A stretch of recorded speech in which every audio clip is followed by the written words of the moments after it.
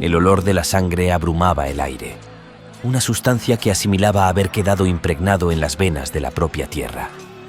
7 siglos atrás, el continente de Ceridia se sumergía en una de sus épocas más sombrías, la Guerra de Sucesión. Un tiempo en el que el hierro y el plasma sanguíneo dictaban las sentencias de los hombres y cada país luchaba por el control de gran parte del continente. La carne chamuscada, el crepitar de los huesos y el olor nauseabundo de los órganos en descomposición, desmembrados y dispersos entre las trincheras, eran los testimonios notables de aquella época de genocidio. Señales desesperanzadoras de que la muerte, como una sombra implacable, se había materializado en cada país de Ceridia. Sin embargo, en medio de este caos desbordante, había una nación cuyo nombre resonaba con terror en los corazones de sus enemigos: el Imperio Muryaco. Su expansión era desenfrenada, arrasaba sin piedad con todo a su paso, sin importarle moral alguna, dejando tras de sí un rastro de devastación y ruina. Para ellos no existía la opción de misericordia por sus enemigos. No tomaban en cuenta que aquello que arrancaban era, en cierto sentido, parte de ellos. Gracias a sus estrategias para el control del combate, sus victorias no se hicieron esperar. Su poder parecía incluso la de un perdigón imparable. Pero la arrogancia de su fuerza provocó la coalición de 3 naciones, uniendo sus recursos y fuerzas para detener el avance del Imperio Muryaco.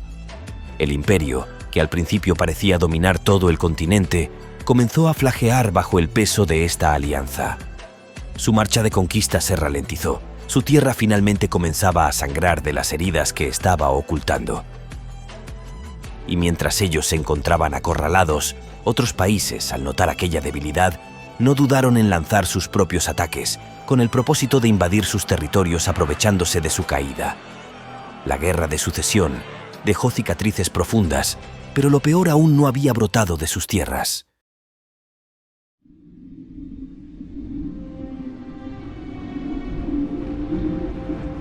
No pasó mucho tiempo antes de que algo pusiera fin a la Guerra de Sucesión.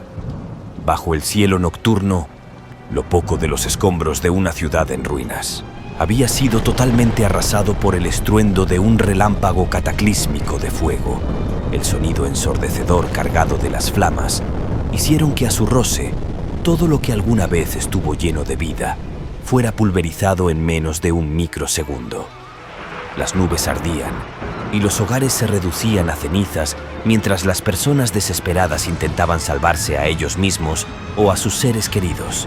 Pero la furia de aquel torbellino infernal no pretendía dejar a nadie con rastro de vida. Fue entonces cuando, en medio del desastre, el resonar de pasos calmados comenzaron a resonar ominosamente en medio del desastre que lo acompañaba. Aquello no solo sería el fin de una guerra impulsada por la codicia, sería el preludio de un acontecimiento que marcaría un antes y un después en la historia de la humanidad. Los pocos sobrevivientes, atónitos, vieron cómo el fuego mismo cobraba forma. Moldeando desde su materia una figura humanoide, se trataba de un hombre de cabello rojizo como la sangre, de complexión robusta y con ojos que reflejaban las más recónditas llamas del infierno. Sin embargo, lo que lo hacía aún más petrificante era la blancura de sus iris y las cicatrices en forma de garras que surcaban su rostro, como si el fuego hubiera dejado una huella indeleble sobre él. Se presentó como Azrael Llamada, el primer singular de la piroquinesis. Aquel fue el primer instante en que no solo Ceridia, sino todo el mundo, sería arrastrado a una era infernal cargada de un sufrimiento sin límites. Otras tragedias más catastróficas comenzaron a blandirse rápidamente en distintos lugares de la esfera. Muchos lo consideraron el castigo de Dios por las incontables muertes ocasionadas por la Guerra de Sucesión. Las oraciones desesperadas de los moribundos resonaban en el aire, buscando una salvación con sus rezos y cánticos, pero no se percataron que sus cuerdas vocales se habían desgarrado, acompañado del sonido enfermizo de su piel derritiéndose, mientras que sus huesos se chamuscaban por las flamas que parecían imposibles de extinguirse. Durante los primeros días, señalaron al Imperio Muryaco, acusándolos de practicar magia oscura al invocar al Señor de las Cenizas. Pero esas acusaciones se alineaban a desmoronarse cuando aquel mismo territorio había sido el primero en ser devastado casi por completo. La gente estaba totalmente horrorizada. Nadie era capaz de comprender cómo un solo ser podía poseer tal poder.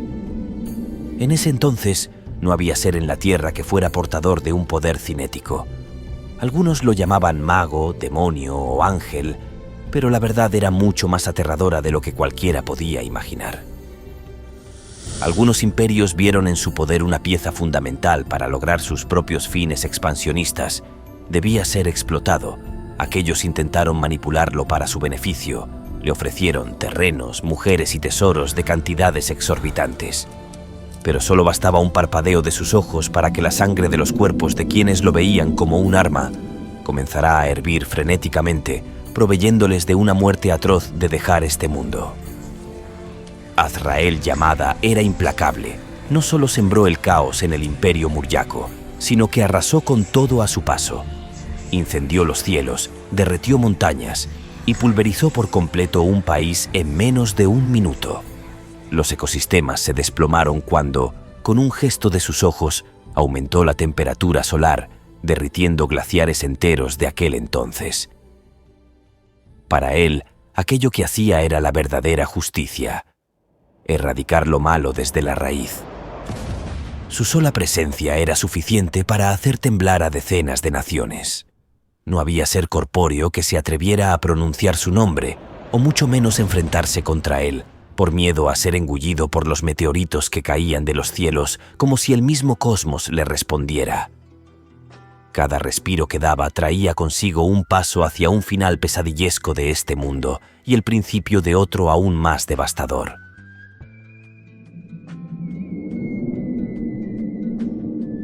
Sin embargo, todo su reinado de caos llegó a su punto final, cuando una valiente guerrera se alzó contra él, con una estrategia meticulosamente planeada. Su nombre era Raifel Yamada, quien había sido una pieza clave en el tablero de la anterior guerra. Se trataba de uno de los baluartes de la realeza del Imperio Muryaco. Ahora la flama de su destino la llamaba a enfrentarse al primer singular del fuego, con la esperanza de acabar con la era del Señor de las Cenizas y evitar que más vidas fueran despojadas por aquel ser. Tras localizar la ubicación exacta de Azrael y esperar el momento propicio, Raifel, junto a sus aliados y un contingente de fuerzas extranjeras unidas por un enemigo común, haría que se desatara una batalla que marcaría la historia de Ceridia. Azrael, el portador de un poder inconmensurable, se enfrentó a una coalición que representaba la última esperanza del continente. Fuego y acero chocaron en un enfrentamiento sin cuartel, donde la determinación de Raifel brillaba aún más, como si aquello se tratara de una flor que comenzaba a florecer en medio de las consecuencias de la devastación. Finalmente, con un corte ejecutado con una precisión semidivina, Raifel consiguió asestar la herida fatal que pondría fin a la vida del singular. Notando horrorosamente que la sangre de aquel ser era oscura como el azabache, como si aquello se tratara de una entidad ajena a nuestra realidad.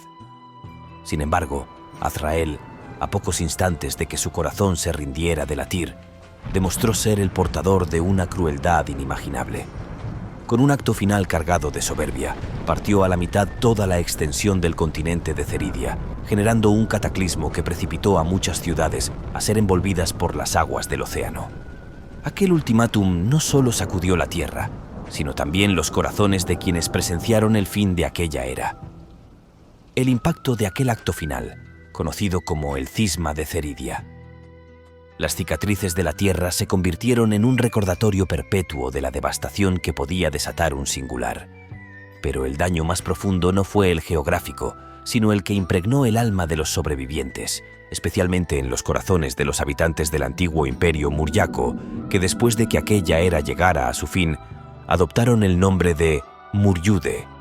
Aunque la amenaza había sido erradicada, no hubo ningún sonar de vitor ni celebración. El aire estaba impregnado de un silencio insoportable, uno que no traía paz, sino el eco mudo de una tragedia sin redención. ¿Quién podría festejar cuando la tierra misma parecía llorar? Los campos antes fértiles ahora no eran más que un páramo de hollín y huesos.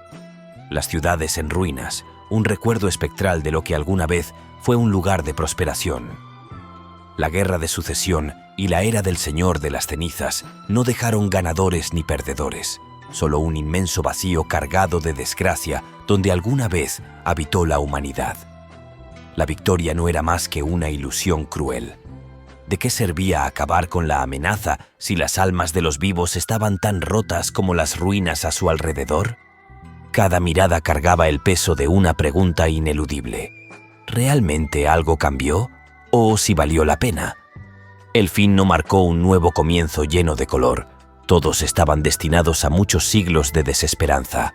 Un recordatorio de que incluso en la derrota del caos, la humanidad no había encontrado redención, solo un espejo que reflejaba sus propios pecados. Nunca se supo el verdadero origen del singular, pero poco importaba. El pueblo de Muryude juró un oscuro pacto. Si en el futuro otro singular volvía a surgir, sería obligado a experimentar el mismo sufrimiento que ellos padecieron. No habría piedad ni redención, solo el peso de la venganza. Así, el recuerdo de Azrael Yamada no solo dividió el continente, pudrió los corazones de su propio pueblo, perpetuando un legado de odio y temor que resonaría a lo largo de los siglos.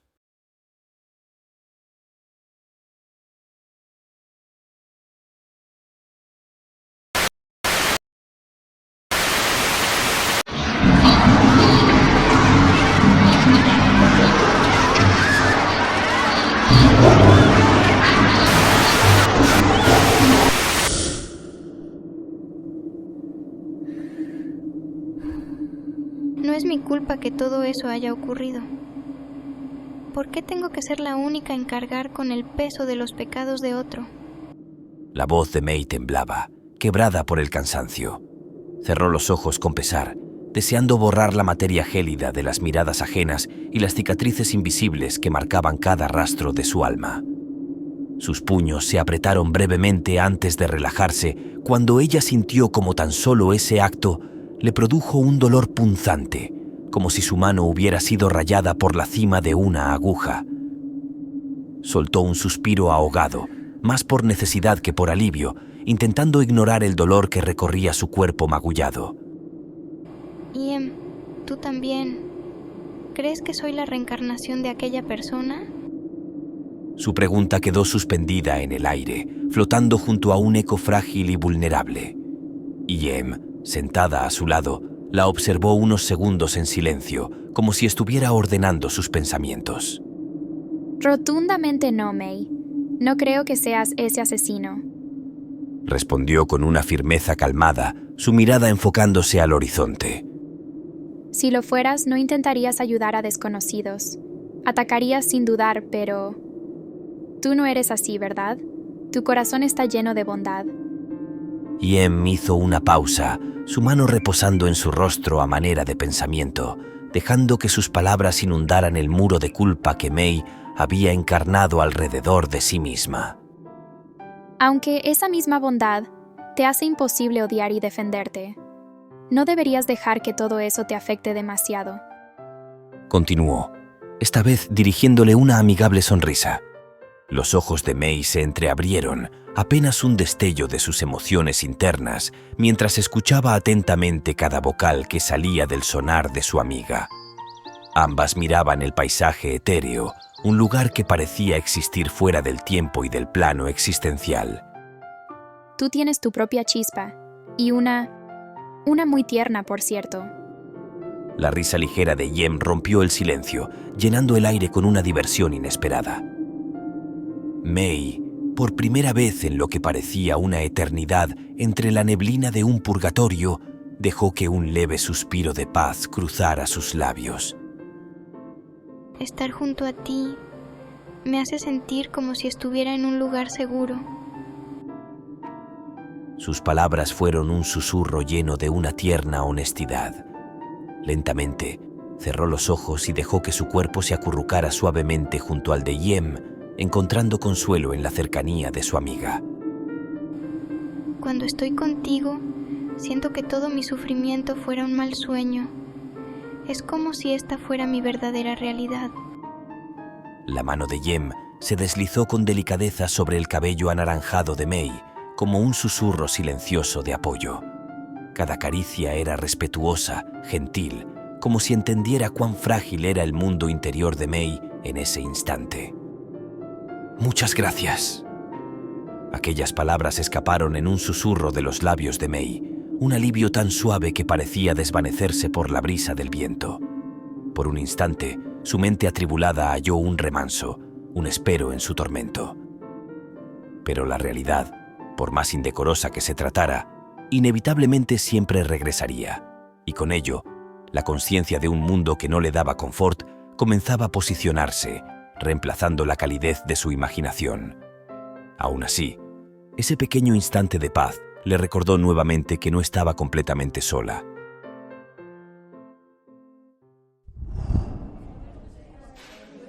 Es suficiente, Kenji.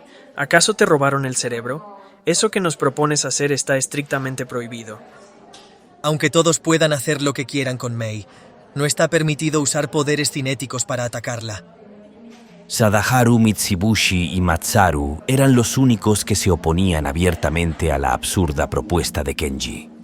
Sin embargo, mientras el tono de Matsaru denotaba nerviosismo acoplado de cautela, el de Sadaharu destilaba amenaza, como un depredador preparándose para atacar. Su mirada era dura, mientras en su mente una pregunta resonaba. ¿Por qué alguien propondría aquello en una institución como Shinsei Meisei, donde los poderes cinéticos estaban bloqueados? El grupo de chicos reía entre susurros, ensimismados en su conversación, ignorando el hecho de que Mei se encontraba cerca de ellos. Ella había escuchado más que suficiente para que sus pies se negaran a avanzar. Sabía que era una mala idea, pero tenía que intentarlo, por lo menos una última vez. En el salón, todos los demás estudiantes se mostraban indiferentes, pero entre ellos, una voz intentaba alentar a otro a intervenir. Qué aburridos. Hacerle bullying está comenzando a cansarme si no innovamos. ¿Acaso no quieren ver su nueva faceta de dolor? Sabes que lo deseas, en especial tú, que siempre tratas a los demás como basura. Escúchame. Nadie aquí tiene permitido atacarla con un poder cinético, ¿o es que necesitas que te lo repita? Sadaharu dio un paso hacia Kenji, su tono cargado de una atroz amenaza velada. Matsaru, al ver la frialdad en los ojos de su compañero, dio un leve respingo. Aunque esa mirada no estaba dirigida a él, sintió un escalofrío recorrer su columna. Ya tuve suficiente. No quiero que me involucren en esto. Su instinto le pronunciaba que aunque aquella persona no lo aparentaba, era alguien de sumo peligro, lo que lo hostigó a alejarse de la escena. Sin embargo, notó por breves instantes cómo algo extraño estaba ocurriendo entre los demás. Sentía, misteriosamente, como si algo crucial estaba por acontecer.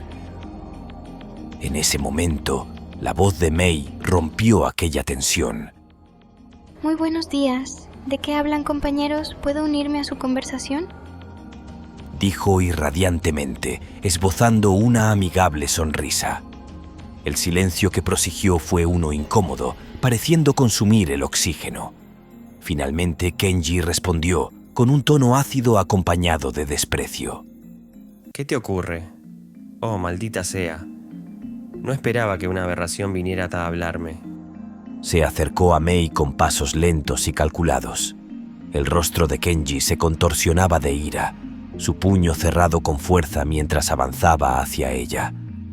Mei retrocedió, el latido punzante de su corazón comenzando a acelerarse. Cerró los ojos con fuerza esperando lo peor, al notar que su cuerpo era incapaz de moverse. No recuerdo darte permiso para hablarme, Gulbrandsen. ¿Quieres que te rompa la cara o prefieres que...?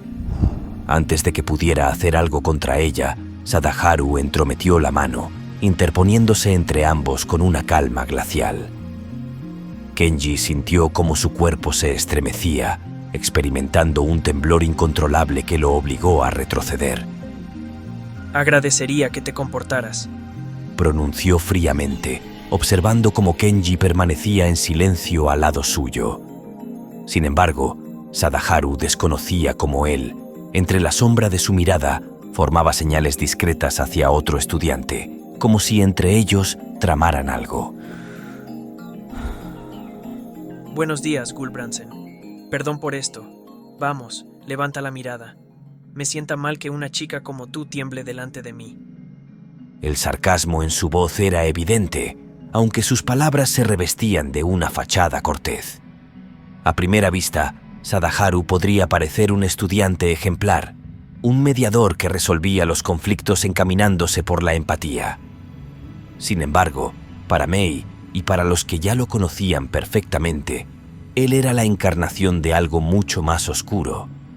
En el caso de la segunda singular de la piroquinesis, si pudiera sentir odio, Sadaharu sería la fuente de sus pesadillas más atroces.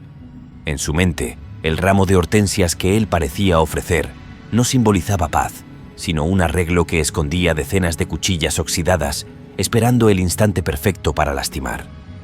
Mei abrió lentamente los ojos, pero el miedo no la dejaba respirar con normalidad. Ese atisbo de determinación que había logrado reunir hace solo unos instantes ya no era más que un recuerdo vacío. Cada fibra de su cuerpo se sentía frágil, mientras que su mente comenzó a nublarse, arrepintiéndose de estar delante a aquella persona. Intentó pronunciar una respuesta, pero sus propias cuerdas la traicionaron. Sadaharu dio un paso hacia ella y Mei retrocedió instintivamente, pero no lo suficiente para escapar de la sombra que su figura proyectaba. Parece que no he sido claro, Gulbrandsen.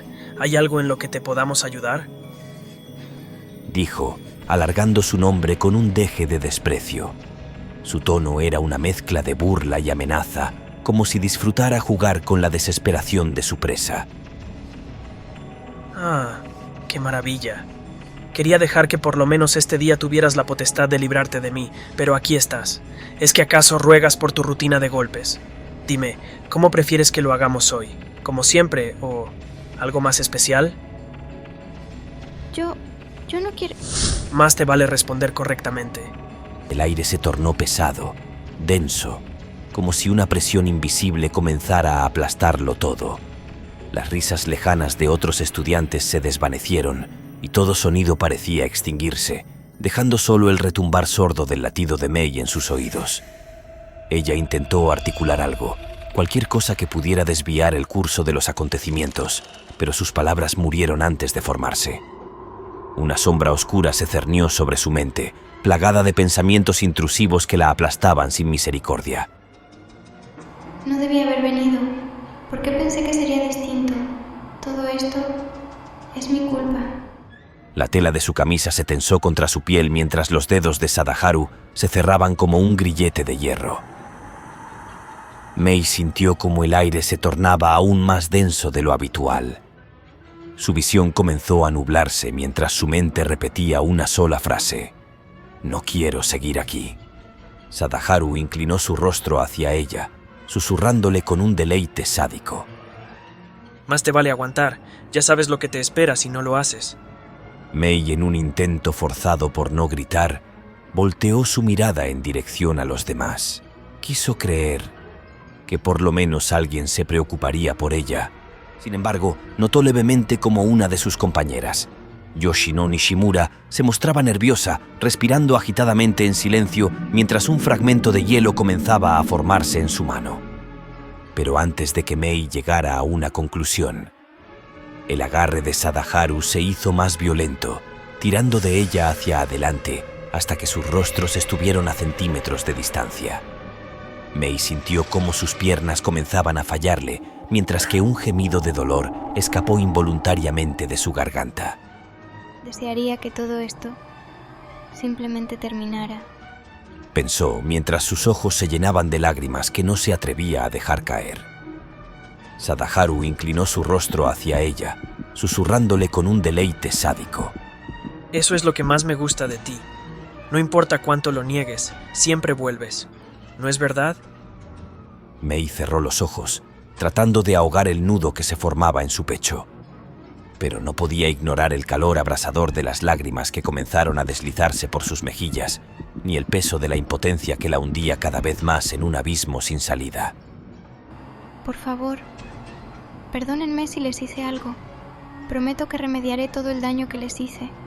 Pero, por favor, ya no sigan lastimándome. Su voz era un susurro ahogado, entrecortado por el miedo y la desesperación. El aire parecía congelarse tras sus palabras, como si el lugar entero contuviera la respiración. De repente, un sonido extraño semejante al crepitar del hielo hizo eco en el lugar, seguido del sonar de algo desplomándose sobre el suelo, provocando que ella se librara del agarre. Tosió mientras el aire helado la congelaba por dentro, su cuerpo tambaleándose al borde del colapso, pero sus piernas, aunque débiles, se esforzaban por mantenerla en pie. Lentamente, forzó sus ojos a abrirse, temiendo lo que podría encontrar. Sadaharu yacía en el suelo, aturdido.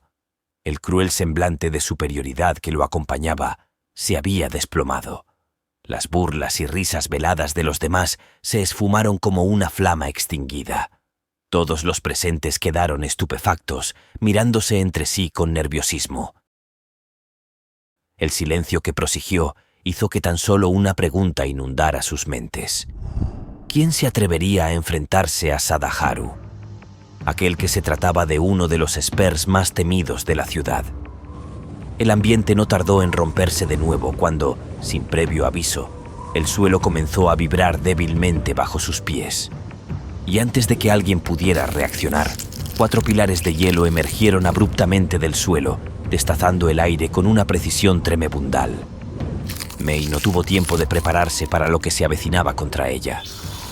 El hielo se impregnó a través de su cuerpo, desgarrando cada fibra de carne, con una frialdad grotesca que le produjo un dolor indescriptible. Sin importarle cómo ella comenzaba a gritar ahogadamente, debido a que experimentaba como sus arterias parecían estallar.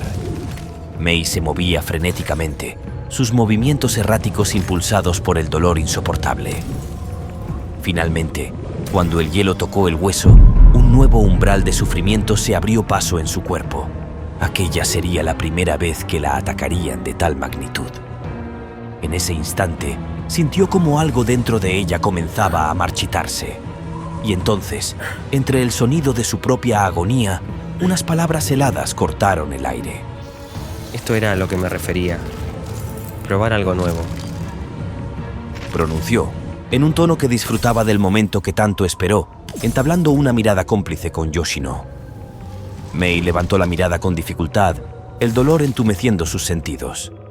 Sin embargo, el dolor insoportable que experimentaba pareció detenerse al escuchar las palabras de quien consideraba su compañero. Kenji, ¿por qué?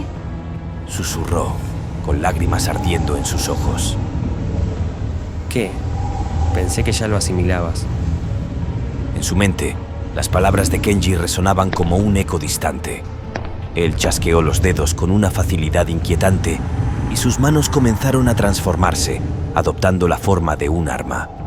Las partículas de energía que se acumulaban en la punta emitían un brillo pulsante, destellando entre negro y violeta, mientras un sonido metálico crepitaba en el aire como un presagio. Pero Kenji no desvió la mirada. Como sea, deja que te refresque la memoria. Asesina. Mei sintió como su corazón pareció detenerse en ese instante. Pero, en medio de la consternación, aquella luz violeta cubrió todo el ser de Mei, desintegrando los montículos de hielo que la aprisionaban. Sin embargo, en su impacto, arrancó sin piedad cada una de las extremidades de su cuerpo. Y con ello, algo comenzaría a cambiar dentro de lo más recóndito de su mente, sin que ella lo supiera. En ese instante, una parte de su bondad comenzó a marchitarse lentamente, y aquello sería el umbral a un sendero repleto de emociones que hasta ahora no era capaz de sentir.